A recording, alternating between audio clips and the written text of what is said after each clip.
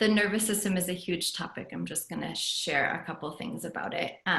It's relevant here because there is a very direct relationship between the development of our attachment styles and our nervous systems and the world, the social systems that we live in. So we're just going to start with the nervous system. Next slide. Thank you. Okay. So the nervous system is a big part of our body and our biology. It's a web of nerves and chemical messengers that connect the brain and organs and really our entire being. People might be familiar with more familiar with the word trauma.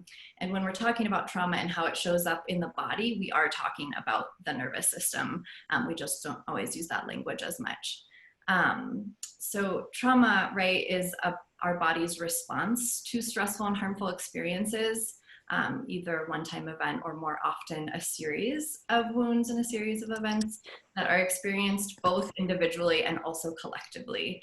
And so just to acknowledge the ways that systems of oppression, that white supremacy, that 500 years of colonialism, slavery and anti-Black racism, prison system, etc., state violence are all inextricable from our collective nervous system. And that's racialized, of course, in different ways depending on our identities, but it's all connected. And so our nervous system, as well as how trauma works individually and collectively, our nervous system is also something that we have our biology in our bodies, and we're also connected in that and inform each other's nervous systems in ways that can be disorienting and also really organizing and supportive. So we have our, this is just one way of talking about the nervous system, just to name that, but a way that feels really kind of accessible to me to understand that was taught to me is the survival nervous system, our survival states, and then our sustainable physiology, our sustainable nervous system states. So a lot of folks are familiar with flight, fight, and freeze probably. Those are typically can be categorized in our survival nervous system, our survival physiology. And then our sustainable physiology also exists within us, and that can feel alive or present in states of social engagement when we feel both safe and connected. It's kind of when we're like happily digesting food, for example, are times that our sustainable physiology states show up.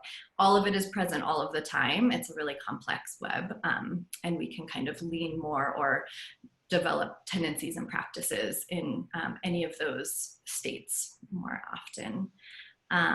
Yeah, and just to acknowledge that our nervous system as our attachment system, they can be healed and transformed. And so the more time that we orient and are able to spend in sustainable physiology, we wear those nervous system pathways and those brain pathways to cultivate ways to heal and resolve trauma and be in sustainable nervous system. I'm gonna pass it back to you, Fizz, and we're going to the next slide, Maddie.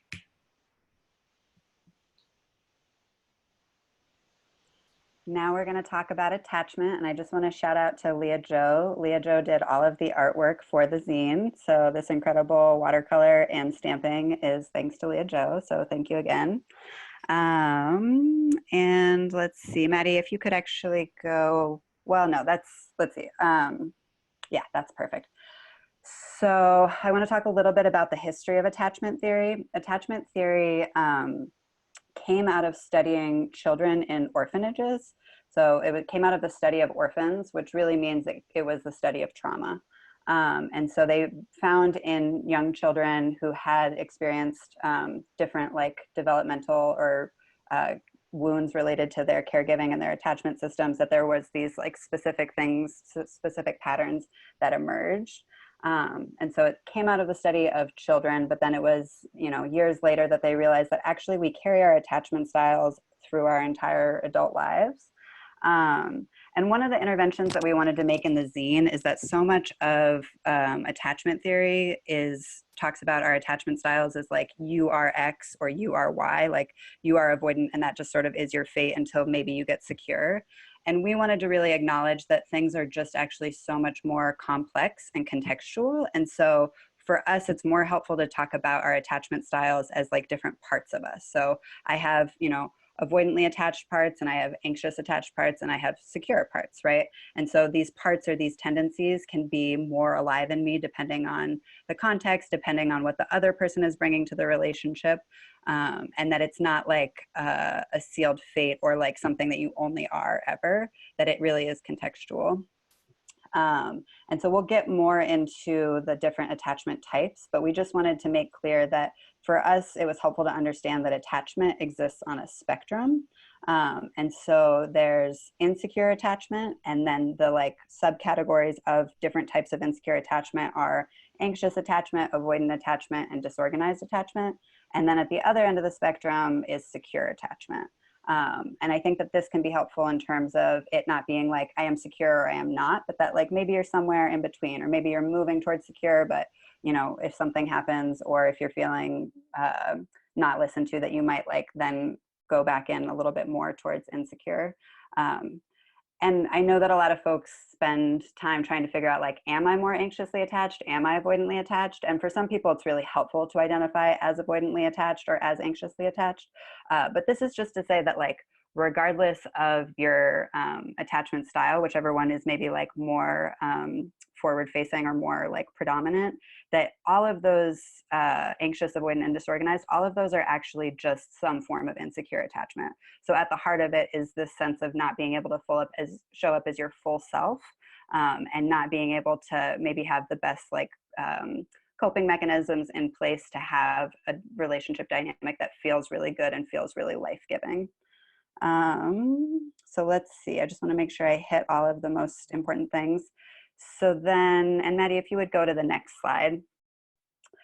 It is just so important when we're talking about attachment theory, and this really is also the gift of attachment theory, is to remember that we're talking about these really young parts of ourselves, right? So attachment theory came out of the study of children, and in thinking about these young parts of ourselves, we found that it's helpful to see that as an invitation to be incredibly compassionate and incredibly patient with yourself, but also with others. So for a lot of people, especially anxiously attached folks who for them that tendency is more present, there's this like moment of like, aha, and this moment of like feeling really seen when they learn about attachment theory. And that is so helpful. And I think that one of the reasons why that is just because it's a reminder that like, you know, we don't exist in a vacuum. We don't just like show up in the world as a blank slate. We're informed by all of these things: structures of power, white supremacy, capitalism, colonialism. And then we're also informed by our parents' relationships with their parents, and their parents' relationships with their parents, and then our parents' relationships with us. And so just to really take into account the way structures of power and then context in our family line really informs our attachment style. And then just one last note to say, like with the nervous system, it's not something fixed. It is something that can be changed and healed and worked on and transformed. So I hope that that provides everybody with some hope and some like fodder for transformation. And then So, also yeah. Oh, no, go on if you were. No, go ahead. Go ahead. I thought we were just moving on. I just wanted to make sure about that wonderful quote got. Yeah, no, thank you for reminding me. So we wanted to really lift up, and we'll talk a little bit more about Nora Samarin, but in her book, let's see, Turn This World Inside Out, The Emergence of Nurturant Culture, she really does a deep dive into understanding how the structure of patriarchy informs our attachment styles, and how there are ways that attachment styles like avoidant attachment is really praised and is, you know, more typically associated with like patriarchal traits or masculine traits.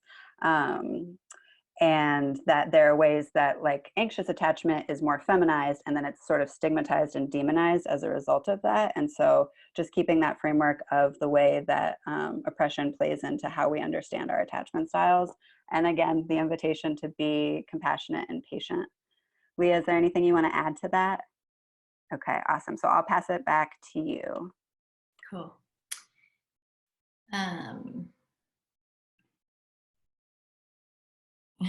I'm just appreciating this chat seeing it labeled as the anxious avoidant trap literally changed my life. I'm like, yes, agreed. Me too. So helpful. And we'll talk a little more about getting out of the anxious avoidant trap in a bit as well. So anxious attachment or anxious parts, I'm someone who has experienced a fair amount of this in my body and relationships and life. And so I feel like for me and a lot of friends of mine who also identify more with these parts, it's been like a super kind of like, oh my gosh, this is this language and tool that's so incredibly helpful, which I don't think is always the same true for people who have predominantly avoidant experiences or tendencies. So yeah, and just these are just a couple highlights, right? This is like a complex series of experiences and tendencies and bodily emotions and stuff. So just we're being real simple here just to really acknowledge and remind everyone of the simplifying that is happening here. So anxious attachment or anxious parts are characterized by a desire for closeness, a fear of space, and non-security in relationships. And that can manifest again, back to the spectrum, just really kind of overtly and explicitly, or it can manifest more in more subtle ways or more internal ways. We also, or those parts of us also have a great capacity for intimacy and closeness, which is really beautiful with partners and with friends. We tend to can really be big lovers. And on the flip end of that can sometimes have a harder time with self-reassurance and self-security, and can rely on others, which can include partners, but can also include other friends and relationships for reassurance or to feel grounded, secure, and well. And also anxious attachment can manifest as what has been coined protest behaviors, which can look like a lot of things, but in general, just to kind of characterize them, they are behaviors that are aimed at reconnection and at trying to get close and to reconnect with an attachment figure, even though they don't always look like that. So they can look like becoming upset, they can look like pouting, they can look like pushing away, punishing, distancing, all sorts of different things, and with that aim of reconnecting and feeling close again. And with all of this, just back to the kind of overlap between the nervous system and attachment systems, this wiring, especially in childhood, it actually can shift the limbic system and the emotional brain. And I don't say that as a like we're stuck in it forever, but just to really lift up that generosity and compassion about these parts particularly, is that it can be it can just like shape the way that we genuinely experience safety and connection, and what helps us feel secure in profound and early ways. And so it can take some wiring and work with self and work with partners or other close people to shift some of that. I think that's what I'll say about attachment. Anything to add, Fizz? No, that was perfect. Maddie, if you go to the next slide. Awesome. So yeah, I definitely have some more predominant avoidant attachment parts, which is why I'm speaking about avoidant attachment. And just to honor that with avoidant attachment, there really is such a range. And so I know that some folks who maybe do appear to be more avoidant, they maybe don't identify with attachment theory or with avoidant attachment as much. And I think that that's because so much of the like mainstream attachment theory writing is so like binary about how avoidantly attached folks show up. So just to honor that there really is a range, but at the core of it, folks who are avoidantly attached are really invested in maintaining their own independence. And sort of the flip side to that is that closeness or intimacy can feel scary, it can feel uncomfortable. Sometimes people report feeling like suffocated or smothered, or they just report feeling like bored or uninterested. And so to avoid these feelings, and in order to maintain their investment, they can work to avoid situations that create closeness or long-term reliance. And so that can look like, never being in a relationship for longer than a few months, or just never being in a long-term relationship. or it can look like not being willing to fully commit or to fully show up for the relationship. So I know in my own personal experience, a lot of times I was able to be in longer term relationships, but there was like certain walls that I just never brought down, or there was a certain amount that I was like okay with being there physically, but I was not okay with being there emotionally. And so I wasn't fully showing up. And that, again, is just a self-protection mechanism. So for folks who tend towards avoidant, or for our avoidant parts, we really engage in deactivating strategies. And this is like some indirect communication that is, our bodies or the way that we're interacting with somebody is trying to send a message that we're not fully able to vocalize, and that honestly, we're probably not even necessarily in touch with. So this looks like repelling body language, like turning your body away, having your arms crossed, always looking on your phone, or always multitasking, sort of furrowing your brow, like putting up walls, or making negative remarks. And when somebody maybe does a protest behavior or like is trying to engage, shutting that down. So yeah. And then, yeah, no, going on to the next slide is perfect. Is there anything I left out, Leah? Okay, great. So for disorganized attachment, so when the study of attachment came out in young children, there was really just avoidant and anxious and secure attachment types. And then it was a couple years later that they realized that there was this sort of fourth pattern of behavior that was showing up that didn't fit into the other categories. And that was ultimately coined as disorganized attachment. And it's important to note with disorganized attachment that really shows up in instances of folks having experienced severe childhood trauma. And so with disorganized attachment, there is both a fear of closeness and a fear of intimacy, but also a fear of independence, autonomy, or space. And for folks who have maybe more predominant disorganized attachment parts, this can show up as like some of the most extreme behaviors associated with anxious attachment and with avoidant attachment. And sometimes it happens at the same time. So there's really this like push-pull dynamic. And there hasn't been, well, I should just say, one of the best works on disorganized attachment is Nurturing Resilience by Kathy Kane and Stephen Terrell. And so they do a really beautiful and really compassionate deep dive into understanding disorganized. And I highly recommend, if you're interested in learning more about attachment theory and especially disorganized attachment, that you look to them. And then I'll go ahead and pass it back to you, Leah Jo, and we can do the next slide. Thank you. And I just put that title in the chat. And also, I think folks probably know because it was on the invite, but we do have there's like a downloadable copy of the zine on my blog. And so you can access it and have all of the things that we reference pretty much will be on the bibliography or whatever it's called in the zine. So secure attachment. Yeah, I get to talk about a secure attachment because I have had the experience of going from a lot of anxiety into a very secure relationship. And I feel like after studying attachment and being a huge geek about it and then experiencing security for the past year, I'm like, oh, it's just been very informative and illuminating. So I'll just share a few characteristics. So yeah, secure attachment, it's hard to kind of tease secure attachment apart from secure relationships. So I'll kind of talk about both of them a little bit interchangeably. But it's characterized by comfort with autonomy and closeness in relationship, really just that both, like neither of those are particularly charged or threatening.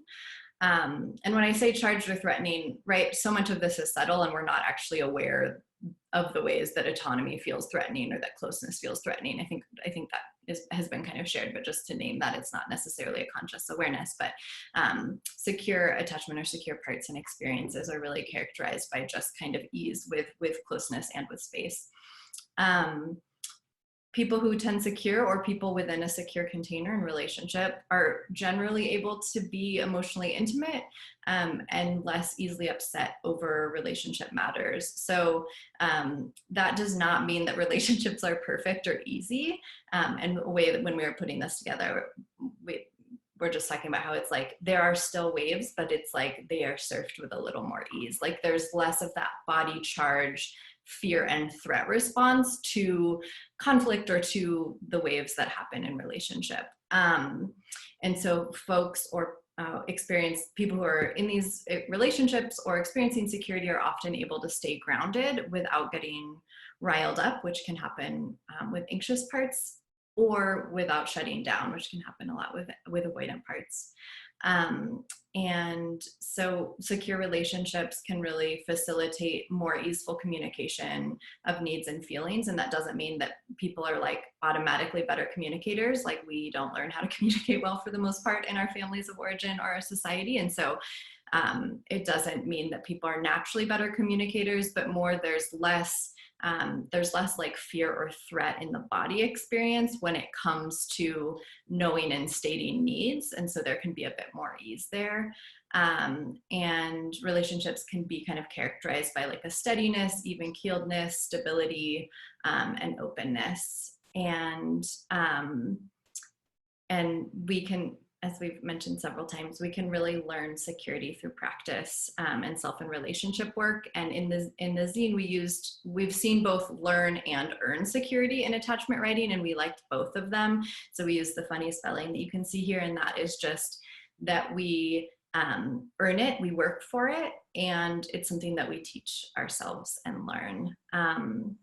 And also, a lot of people who write and talk about attachment will acknowledge that if one person tends towards more security in a relationship and has a really kind of dominant, secure attachment style, that can super stabilize a relationship. So it's not like everyone needs to like already be secure to like be in a secure container. And it's especially for those of us who have experiences with anxious parts, it can be like one person that's pretty grounded in security can really help create a container, a relational container that can cultivate the experience that I've kind of named here with what a secure attachment can feel and look like. Miss anything? No, that was great. I will just add that, so much of attachment theory books, they just talk about attachment in like romantic, intimate partnerships, and just to really honor that we can be securely attached to so many different people in our lives, like our friends, like our family, like the people that we organize with. And that to name that as also a really important goal. So to be striving for this in your friendships too. And I know personally for me, it was really having secure attachment in my friendships that allowed me to like heal and transform my more avoidant parts and to move towards more security in my romantic relationships. So just to name that. And then, yeah, another thing that's left out in that mainstream literature is talking about non-monogamy, because the default assumption is that everybody is monogamous. And so we, just want to honor that attachment theory is so helpful for learning, for being applied to non-monogamy and polyamory. One thing that we've observed is that folks who are have more avoidant tendencies and folks who are more secure tend to have an easier time with non-monogamy, and that folks who are more avoidant, or maybe who have more who are more anxious and have more forward-leaning anxious parts, non-monogamy can be a little bit challenging. And so a couple things that we want to say about that is just that, like, in all relationships, it's helpful to name secure attachment as a goal to move towards, and all of the things that come with secure attachment. So you don't actually need to say like, let's be securely attached, but like, let's work on all of these tools that we outline in the zine, like direct communication, stating your needs, being in touch with your needs. And then also it feels so important to name, especially for queer community, that one relationship style is not inherently more radical than another. And so if you are an anxiously attached person and non-monogamy has been something that you felt like you've needed to do in order to be able to date somebody, but it just doesn't feel like a fit, like, I want you to honor that instinct in yourself, and it's okay to be monogamous. It's also okay to have periods of monogamy. And so in my experience, it's been helpful to have moments or like sort of set containers of different periods of time of being monogamous to really work towards building security, and then later on opening up, knowing that it's just going to be so much more like all of the best and most fun and most exciting parts of non-monogamy can really come out when you have a secure container with your partners or your primary partner, whoever it is that you're in relationship with. And so to say like, wow, what an exciting thing that we as queers, so many of us who are in non-monogamous relationships, get to have this framework of secure attachment to like really get the best of this thing that politically we believe in. But then again, to say like, if you want to be monogamous, then if that's what's like feels most right for you, and that's how you can most authentically show up in relationships, then that is also beautiful. And the most radical thing truly is to be honest with yourself about what your needs are, and then to communicate that with your partner. Thank you, Fizz. Cool. So we're going to talk about some tools. We're going to lift up a few. I think we had like 8 in the zine, and we'll probably only talk about half of those. So check it out if you want to. Just really want to acknowledge that this project was a gathering of wisdom and brilliance from many, many people. That feels like especially shiny in the tools section. And we wanted to lift up a few specific people and lineages that really informed this. And also to just put it out there that check out the resource list. There's just so much good stuff around like relational healing out in the world right now. And so, yeah, check it out. And just wanted to put some names out here in the process though. Susan Raffo, Adrienne Marie Brown, Radical Dharma, and Reverend Angel Kyoto Williams, Arena Weissman, and Tara Brock, 2 really amazing meditation teachers. And I also personally want to just bring in my old therapist in Tucson, Barbara, whose wisdom is very much instilled in here. So yeah, this is a gathering. So the first tool, if you want to slide down, Maddie. Cool, thank you. So this, I think is like out in somatic worlds in general, but I learned this from my therapist, Barbara, who I wanted to bring into the room. And I find it a really helpful tool for both the nervous system work and attachment related work. And it's just a cool visual, a simplified visual of how our nervous system kind of states can show up and be organized, and the value in identifying and learning those states in ourselves and what they feel like and look like, and then placing ourselves kind of on a map. And so this is called Window of Tolerance. And physiologically, when we get hyperactivated into fight and flight, into our sympathetic or kind of arousal state of our nervous system, when we go way up is actually when we get to freeze or hypo low activated. So it's not 100% accurate, but take it for what you will. I find it very helpful. So up top, we have these hyperactivated states that can feel like heart racing, sweaty palms, the desire to fight, to run, to flee. And those can come up in conflict and in relationships of all sorts, right? And then down below, we have the hypo, or the kind of more low activation of freeze, which is an oxygen conservation states where we're kind of, the system is kind of shutting down to survive. And that can feel and look really different, like fuzzy or numb or slow or quiet, that sort of thing. And then in between, for the sake of this visual at least, we have our window of tolerance, or the sustainable physiology. And this is where, which I acknowledged before in the nervous system intro, where when we can feel safe and connected, when our vagal nerve, if you want to get geeky about it, is online, or our ventral vagal part of it. Yeah, so how I think this can be helpful is to have it as a visual or not, but just the sense of, where am I in this moment? Like when things get charged in conflict or in relationship, or when we start noticing any of those kind of bodily experiences of survival nervous system states. And to notice when we're in sustainable physiology and really land that. Or when we're at the edge, like, oh, I'm a little bit anxious, and like I'm a little bit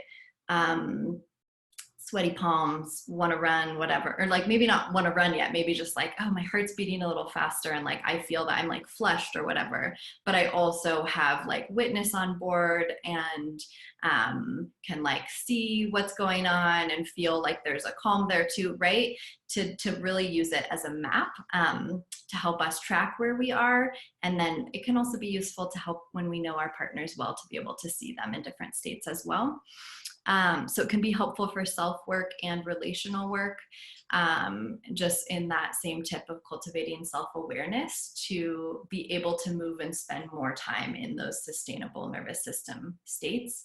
And also it can be helpful for work around like white fragility or other kinds of work that have to do with the nervous system, of like tracking where am I and being able to move towards that sustainable state, to be able to receive feedback without feeling like we're going to die, or different pieces of the work.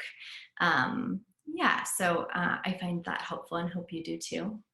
And I'm gonna pass it along to Fizz. Unless I missed anything, feel free to chime in. Beautiful. So there were two frameworks that really spoke to us that we wanted to lift up from the zine. So again, nurturance culture, which is this book that I shared. And so basically with nurturance culture, Nora is really talking about, or like, it's just such a beautiful way for us to show up in community. And so she holds it up as this model of slow self-love held in unconditional acceptance and accountability. So again, that reminder to be patient with ourselves, but also to be in these mutual relationships that really fill us up.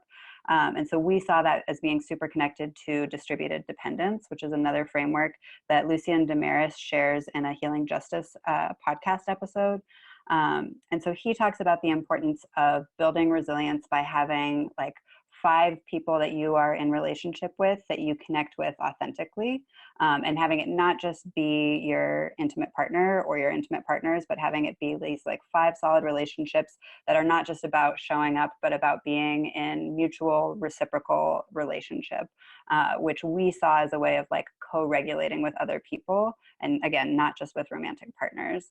And gosh, under capitalism, it's like so easy for folks to get isolated and alienated. And so this is such a balm to capitalism in terms of like, how do we really distribute our care networks among a lot of people? And I feel like that's like so important now, especially during this global pandemic moment that we're living in, is like, you know, thinking through like, who are the people that I can call on? And then if you're in the situation of like not having a full 5, then really working to establish a full 5, because, you know, it's in some ways an arbitrary number, and in some ways it's a really solid number, because, you know, like not everybody is going to be available all the time. And so that's a really safe number to have in your care network. And just to add there, it reminds me, Fizz, of what you were saying earlier about how we cultivate security in friendships and relationships. And this feels really tandem and supportive to that. And I think, you know, fancy attachment people also recommend that as a thing to do, like build security with other relationships and spend time in secure relationships to then kind of have that like rub off. And I think, did we lose our screen share? We lost Maddie briefly. We lost it, yeah. Did I do a screen share? Can I do a screen share? You can if I make you the host. Would you like to? Well, maybe we could just talk for a second and give Maddie a second to come back in, but I am happy to, if that is hard. I think a couple of people got picked off simultaneously. Oh, here you are. Leah, I feel like if you're down, let's just keep talking. And then when Maddie comes, we can pull the slides back up. Cool. Awesome. Yeah. Oh, it's so nice to see everybody's faces, though, on the flip side of losing the screen share. Hi, friends. Okay. Hi, and hi. Welcome back, Maddie. Cool. Okay, next, do you want to turn it to the next slide, Maddie?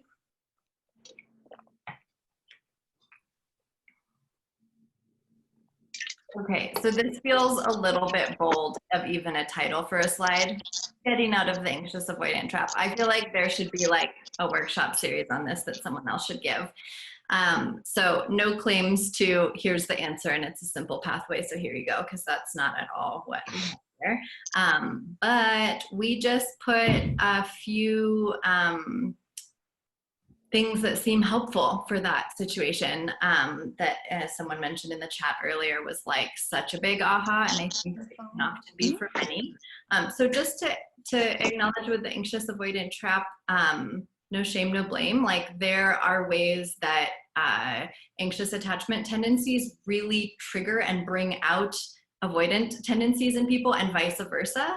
So there's the way that patriarchy gets in there and normalizes avoidance that's really crappy and pathologizes anxious stuff. And there's also just this deep humanity to what is scary and what is threatening to our nervous system relationally, that just is an important reminder with this. So another thing that we briefly mentioned in the zine is that in this book, Keeping the Love You Find, which I found incredibly helpful, he talks about how when we are seeking these same patterns over, or these same dynamics and relationships over and over again, which is often what's happening with the anxious avoidant trap, that we are trying to heal something old, potentially intergenerationally, but old in our life at least. And so we can keep going back into those same dynamics, like trying and wanting something different. And so more tools and more awareness can help us have what we need to like be able to transform that dynamic, because there's so much potent healing in that. And not to say that that's a reason to like stay in the anxious avoidant trap forever and just keep using tools to try and make it different, but just to just lift up the ways that our systems and our biology, our bodies are very wise as well, and trying to do some stuff. So here's a few tips, if you will, by no means a path or solution, but one is to build a secure container from the beginning. So secure container can include a lot of things. I'll throw out a few examples. And I also know there's a lot. I saw when I got to see people's faces, I was like, oh, there's a lot of smart people here. There's some therapists. So when we chat at the end, feel free to also add some tips. But secure answers to insecure questions is something that some attachment people like Dr. Stan Tat can talk about. So even if like, of course, we don't know if we'll be together forever, but that kind of like, yes, I'll love you forever. That sort of like, and not lying, but like providing security and a container in that vulnerable and tender time with people. Avoiding conditions that can really promote insecurity. So that could be like indefinite long distance, or like really difficult polyamory situations, or just different conditions that don't feel secure and good to both people. Avoiding starting out with those. Addressing power dynamics early and frequently. And then also Fizz will talk a little bit about direct communication, but practicing direct communication, which also requires as a prerequisite self-awareness about needs so we can communicate them. So those are a couple things. Building a secure container from the beginning. Using attachment framework for self-awareness. So I feel like that's probably a lot of why we wrote this scene, is because it's been really helpful to us as just awareness, not for judgment and blame, but just to understand and shift. And then also cultivating awareness of how those things show up in the body. Because as we acknowledged with protest behaviors or deactivating strategies, those are often subtle and often unconscious things that are happening that our biology or our nervous systems are kind of driving. And so being aware, having some brain awareness, noticing of that can be helpful also for shifting them or just working with them.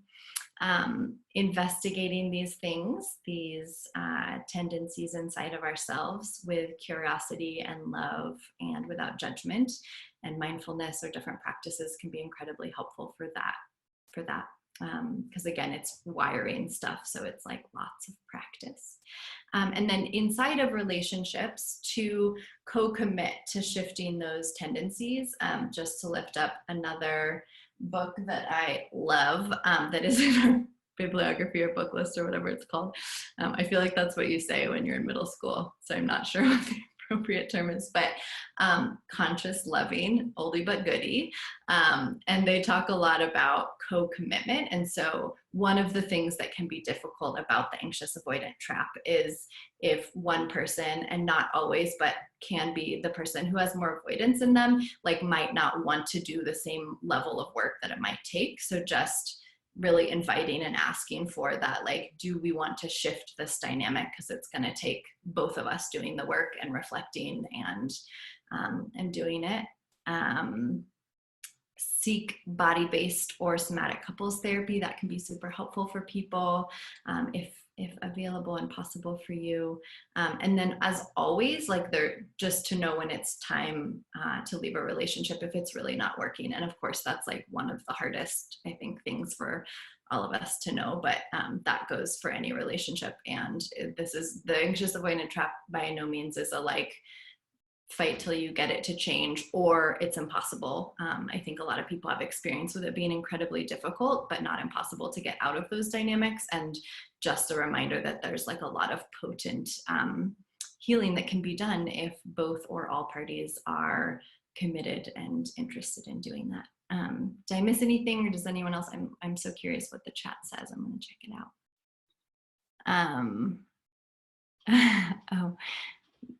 What about the queers who are generally avoidant, and then when you pull away, they come running back? That's such a good question. I don't feel like equipped to answer that in any kind of definitive way, but that does sound like a dynamic that can live within the anxious avoidant trap, or just in the interesting nature that is our push-pull and fear and threat cycles. So it's something somewhere in there, but it's such a good question. And potentially when we have more discussion, someone else will want to chime in and be like, well, this is the answer to that question. Okay, pass it back to you, Fizz. Direct communication, truly one of my favorite tools. It has been so transformative and helpful for me. I will say for myself, as a recovering codependent, learning to advocate for myself and learning to communicate directly has been like so incredibly healing and empowering. So again, just like as a reminder of the context that we live in, like so many of us are not taught how to communicate directly, right? We're taught to communicate indirectly or passively or through these like hints or whatever. And it's, so in so many ways, we just don't have models for how to communicate directly, which is why it's been such beautiful and transformative work to really try and work within yourself to communicate directly with the people that you're in relationship with. So one of the great things about direct communication is that it makes it so that way the people that you're in relationship with, friendship, comrades, romantic partners, that they don't have to be mind readers, which is such a gift. It's a gift to yourself because then you're able to get your needs met, but it's also a gift to them because it's so scary and frustrating to be like, I think maybe they were trying to say this, but I'm not actually sure. And it is, you know, direct communication is one of those things where like, I find that I get benefits communicating directly across the board with everyone in my life. And it truly works the best when all parties commit to direct communication. So you can work on that within yourself, and then you can also ask that of the people that you're in relationship with. So key ingredients of direct communication is self-awareness, right? So we have to know what we think, what we want, what we need in order to be able to communicate that. And sometimes that even means knowing like, hey, I'm not actually totally sure how I feel about this, or like, I'm not actually totally sure what's going on. Can we wait 24 hours and give me some time to reflect and then meet back up? So sort of setting like a time limited container to give yourself space, but also acknowledging the fact that you're unclear. That's okay. And that is a type of self-awareness. Another really important ingredient is saying what you mean, right? So often we're taught to like say yes when we mean no, or maybe we're saying something else. And so really say what you mean. And then the flip side to that is take what people say at face value. So if somebody says, yes, I want to go to the party, or yes, I'm excited to be in relationship with you, then trust their yes. And we have a practice, again, a gift from another therapist. We have a practice in my friend group of sort of getting one time to ask like if somebody says, yes, I'm excited to go to the party, but maybe I have some doubt about that, I get to ask one time, are you sure you want to go to the party? And then if they say yes again, that I trust their yes, right? So we get a chance to sort of double check and make sure that we're on the same page, because maybe they said yes when they meant no, or maybe they said yes, but there was actually something more complicated happening. But then really like not going into that cycle of like, are you sure, but are you sure you're sure? And just like letting, you know, being able to really lean into that trust. And then of course, like such an important part of direct communication is being honest, being patient, and being empathetic, knowing that like, you know, for so many of us, we've only ever communicated indirectly, and that it's really scary to say what you mean and say what you need. And so to like honor the bravery that it takes for somebody to be honest with you, and to be like patient, that sometimes maybe it doesn't always come out exactly right the first time, and to remember that this is a practice that you're working on together. There's a really good question. Yeah. And I said, you might have something to speak on it. So I wanted to ask you now, but then also I suggested that Ellie ask again, because I feel like when we have more discussion, there's a lot of brilliant minds on this call, which is super exciting. But if you want to speak to it while we're talking about this, what do you see as the relationship between codependency and anxious attachment, which might have arisen out of you saying that you were recovering codependent. So I thought I'd just say, if you want to say anything, do, and if not, we can revisit in the conversation. Yeah, I mean, I will say I'm not like an expert in codependency or in attachment theory, but I am definitely like, you know, the expert in my own life. And again, my like tendency historically has been more avoidant. But I think that I can sort of speak to this in the sense of like avoidant and anxious attachment are both fundamentally insecure attachments. And I just want to honor that like codependency is maybe a little bit of a jargony word. And so not everybody necessarily knows what we're talking about. And we chose not to go to talk about codependency in the zine. But, you know, if you're curious, I say look into it. And if not, I'll try to make this as accessible as possible, even for folks who are not like familiar with codependency. But really one of the things that I see as like the overlap between anxious attachment or avoidant attachment, right, these insecure types of attachment and codependency is these ways that these patterns that we've inherited from our families of origin or from society at large sort of inform how we show up in relationships. And this like fierce commitment to not honoring your needs, and then also maybe not like being fully accountable. And so I'm not totally sure if that's clear, but I feel like in my recovery from codependency, and then also in my work to be more securely attached, I'm working to be accountable to myself in terms of being like, wow, I don't deserve to suffer. And in fact, I deserve to have like beautiful, fulfilling, high quality friendships and relationships where I'm seen and where my needs are honored. And so that rings true for me in both of those things. And then also being like, so I have to be accountable to myself, and I also want to be accountable to the people that I'm in relationship with. So one of the big impetuses for writing this scene was just realizing that like in not showing up fully in my relationships as a person who tended towards avoidant attachment and as like a pretty codependent person, I hurt a lot of people, and realizing that that's not in line with my values and that that's not how I want to show up in the world. So for whoever asked that question, yeah, I think that Conscious Loving, that book, and I dropped it into the chat box, that could be really helpful in terms of looking at the overlap between codependency and attachment theory. Leah, is there anything you want to add? No, that's great. There was just another really good question. And what we're about, this is the end of our talk at you all part. We're going to break up for 15 minutes into small breakout groups to share, and then we'll spend the rest of the 15 minutes just remaining talking to each other and getting to share wisdom. So just to lift this up too, hearing from people who are from regions, cultures where communication is highly indirect, who have done some work around this issue, or if anyone has sensitive resources that feel helpful. I found that many available resources seem to shame indirect communicators and aren't very sensitive to the implications of that. So, and Leon is responding, which is awesome. I suggested that people feel free to chat about that also, and then in our brief, but I'm sure very rich time together at the end, we can also revisit some of these awesome questions that came up in the chat. Can I propose, just since we're getting a little bit closer to the end of our time, we have about 30 minutes, that we do more like 12 minutes in the chat and then have more like 18 minutes for full group discussion. So again, just a reminder to folks, we're going to split everybody into breakout rooms. If that gives you anxiety and you're not interested in sharing, that's totally fine. You can use this as a chance to take a stretch break, get some water, or to just listen to the wisdom of the other people in the group. So we're going to have three people in each breakout room, roughly.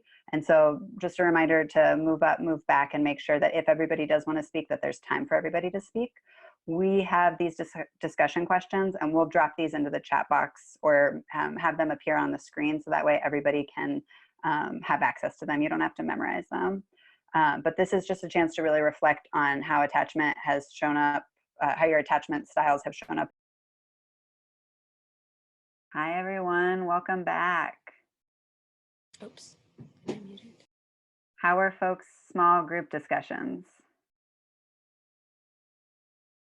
Yeah, I had a great discussion. Oh my gosh, it's so nice to see everybody's faces. So yeah, I'm wondering if anybody wants to share like something that came up for them in the breakout rooms, and you can unmute yourself and share that way, or you can put it in the chat box, or maybe just questions that you have.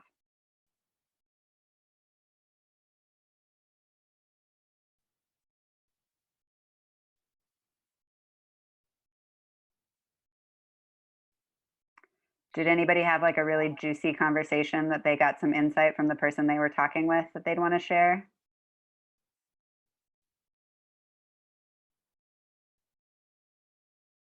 This is HC. I'll say that in our conversation, we were nodding enthusiastically about inner child work, and I was just wondering if the bibliography lists any resources on diving deeper and integrating inner child work with like this stuff, with the concept of kind of reparenting too. That's such an awesome question. There might be a little bit, I feel like in some of the books, there's probably some tools or things on that, but none that have like really explicit focus. If you have found any tools or books really helpful, do you mind just chat? Ooh, we've got one already, but Sacred Contracts. So if people want to chat on that, because I think that is super real. And this is my sibling, Berkeley, my dog, Harry.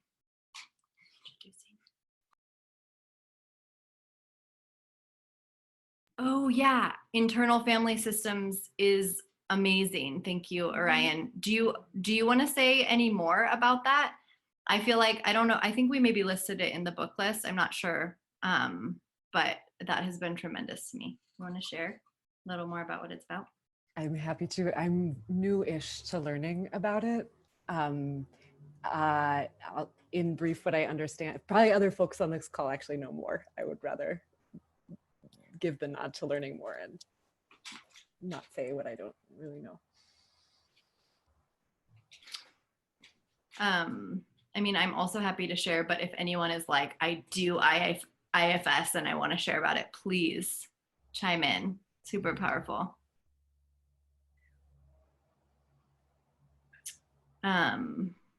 Cool. I mean, well, I can just say briefly, and Orion, feel free to jump in on this too. It's also parts work. And I feel like there's something so powerful about that framing, about like, these are parts that live inside of us as opposed to any inherent things. So there's the protector, and then there's, what's the vulnerable? There's like these different parts and these kind of quintessential names to them. The protector, and I can't remember the like more vulnerable, like deeper buried part, but that they play these different roles and come out. And so you like actually through that work, like have conversations, and there's therapists that help with it, but there's also an internal family systems workbook where you can do it with yourself or with a friend. And like, it's super magical, powerful work. Awesome. Harriet Lerner's books on family systems, very cis-het centered, aren't they all? But that's a good mention.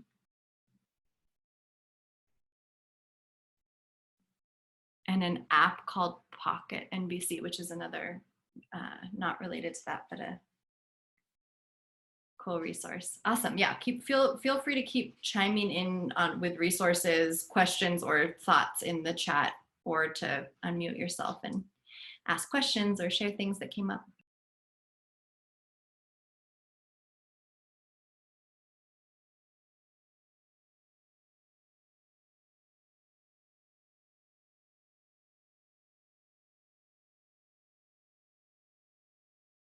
Hi friends, I can share. Shout out to breakout group number 9. That was great. Yes. And one thing that we talked a little bit about, but didn't have a bunch of time, obviously, to talk about was like, what are the sort of tips, tools, and practices that we can use inside of our relationships that, you know, keep us on this path, but also don't enable us to like fall into the other queer trap of like over processing everything until the end of time. And so wanting to, yeah, hear people's thoughts on that. We've shared a couple, but I think that that's another trap that many of us might be familiar with.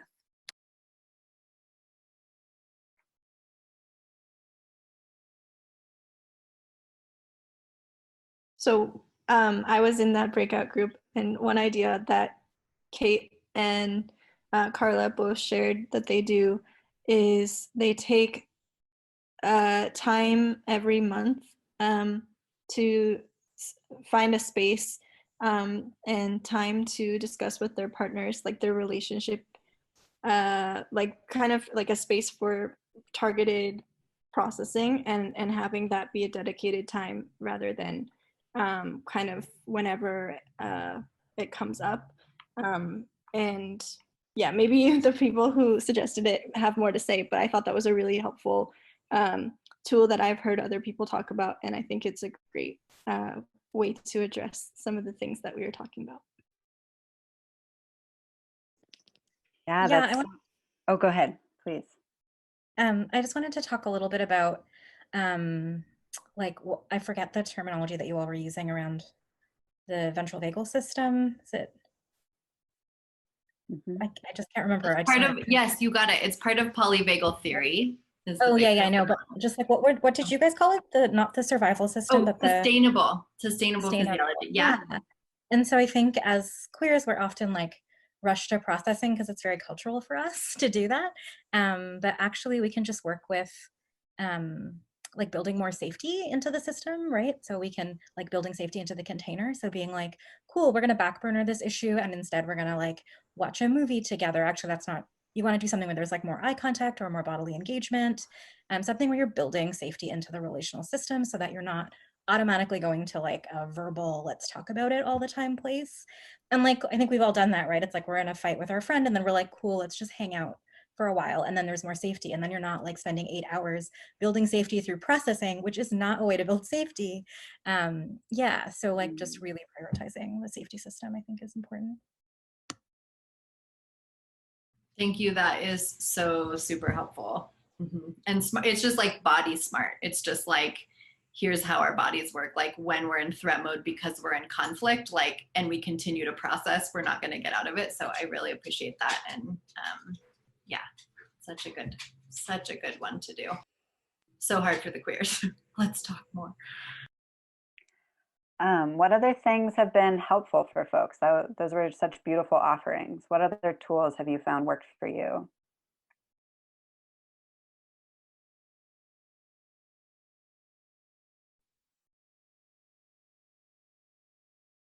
Or did anybody have a chance to practice one of the tools that we shared in the zine and like live that and see if that was helpful?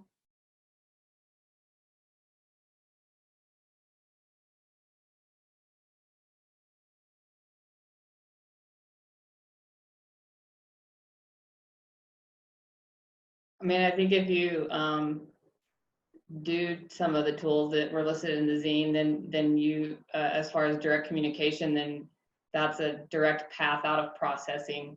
And so something that I've done in my brain is separate processing from communication, and just focus on communicating with whoever I'm working on through an issue with, as opposed to processing it.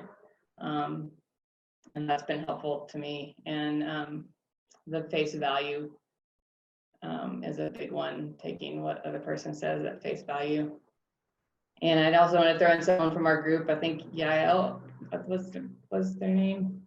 Was talking about how it's easy when you're doing, activist work to disregard your personal relationships sometimes as it being not quite as important. And when you do bring in the idea of like patriarchy and how it does support certain patterns over others, then it's a good reminder that this individual work one-on-one with people is just as important, and it's part of the long-term work. And I really like that idea. Cool, thank you, Patty. Also, just if people are not following the chat, another real smart thing from RT is before process session, using ritual, for example, a tarot card. Yeah, to help build a safe container using queer magic. Thank you.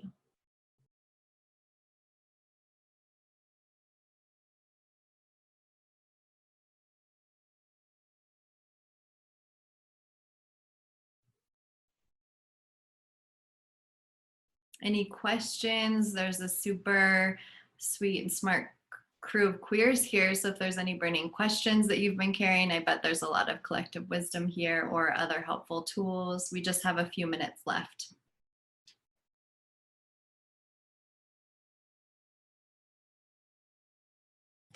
I wonder if anybody has any suggestions for like coping with protest behaviors and like when that feels like an urge to do protest behaviors, if there are any ways of self-soothing that anybody's discovered that they wanted to share.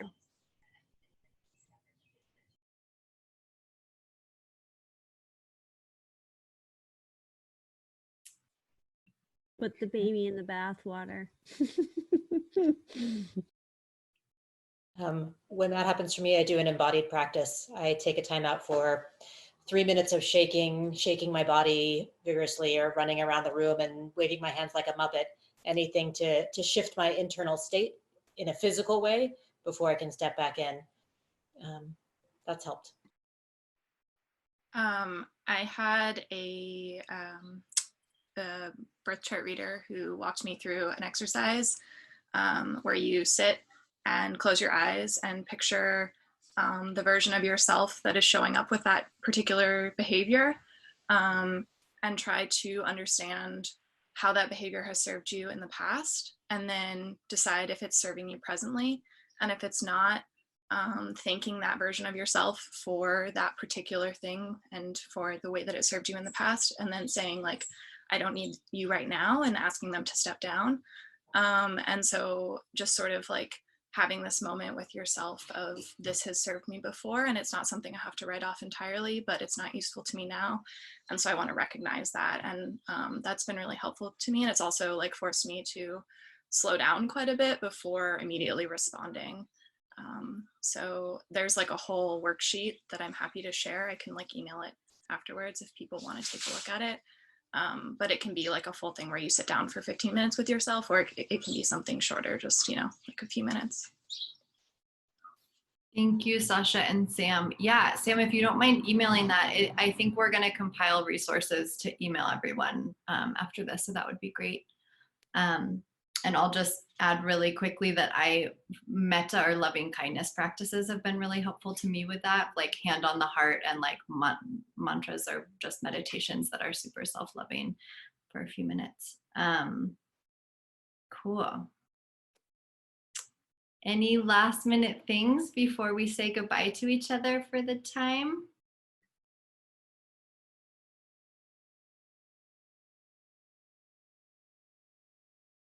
I had a question. I don't know if there's still time to ask a question, but about, you can say no if there isn't, but like flipping like if you feel like you were one attachment tendency in other relationships, and then you're in a new relationship and you feel like you both of you have taken on the opposite or others different ones, or thoughts on that? Yeah, no, it's so real. It's such a real thing. You can maybe have have a tendency towards one attachment style and then meet somebody new and have a different attachment style be way more present for you. And I think all of it, so just to say that, yes, that's definitely a thing, because our attachment styles are not like fixed or rigid, but they're contextual and they're informed by the cues that we're getting from other people and by where we're at when we're engaging with them. And then just to say that all of the same things really apply to like think about, to be in touch with what your needs are, to try and gauge if that other person is able to meet your needs, and then to work together towards secure attachment or towards building a secure container.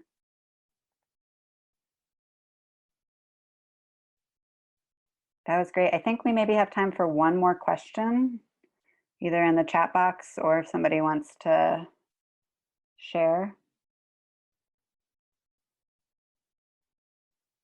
And also just to say, Maddie just put the Google form in again. So that is how we'll have people's email. So if you want to get an email with follow-up resources, please do fill that out.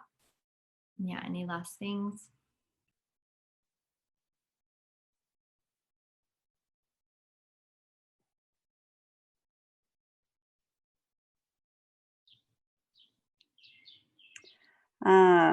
Okay, well, thanks for all the love in the chat box. I think since it seems like maybe there's no questions right now, just a few like sort of closing things.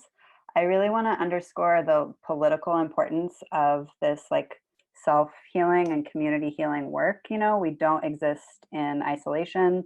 The way that we show up in community and in our relationships impacts other people. And we're all bringing our history, experiences, our like family lineages into our interactions with people.